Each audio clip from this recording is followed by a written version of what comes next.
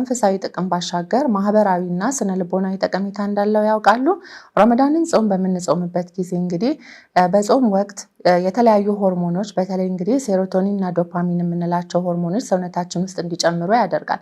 የነዚህ ሆርሞኖች መጨመር ደግሞ በሰውነታችን ውስጥ አንደኛ የድባቴ ስሜት እንዲቀንስ፣ ሁለተኛ ደግሞ ጥንካሬያችን እንዲጨምር፣ አካባቢያችን ወይ ራሳችንን የምናስተውልበትን ሁኔታ እንዲጨምር ያደርጋል። ስለዚህ እንግዲህ የረመዳን ጾም ስነ ልቦናዊ ጠቀሜታ አለው። ሌላም ከዚህም ባሻገር እንግዲህ ማህበራዊ ጠቀሜታዎቹ ምንድናቸው? ከሰው ጋር አብረን በምናፈጥርበት ጊዜ፣ ጀማዓ ሰላት ላይ በምንሳተፍበት ጊዜ፣ እንዲሁም ደግሞ የተቸገሩትን ሰዎች በምንረዳበት ጊዜ ያለው ማህበራዊ ትስስርን ይጨምርልናል። ከዛም ባሻገር ደግሞ ለራሳችን የሚጠቅም ምንድነው?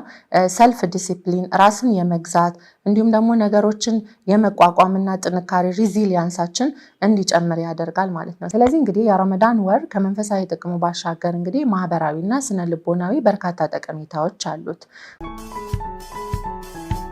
ጾም እንግዲህ የበሽታ ህመምን የመከላከል አቅማችንን እንደሚያጎለብት ያውቃሉ? በምንጾምበት ጊዜ እንግዲህ ይህ የሚሆነው አንደኛ ያረጁ የሰውነት የመከላከል ሴሎቻችን እንዲወገዱና አዳዲስ ደግሞ ብቃት ያላቸው ሴሎች እንዲተኩ ያደርጋል።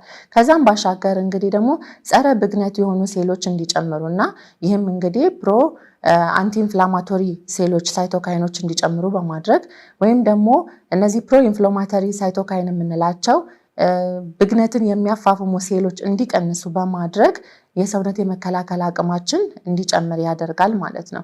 ከዚህም ባሻገር እንግዲህ ጾም የአንጀታችን ውስጥ ያሉ ተዋሲያን እንዲሁም ገት ማይክሮባዮም የምንላቸው እንግዲህ እነሱ አዎንታዊ ጫና እነሱ ላይ በማሳደር እንግዲህ ህመምን የመከላከል ብቃታችን እንዲጨምር ያደርጋል ማለት ነው። ሰላም አለይኩም ወራህመቱላሂ ወበረካቱ።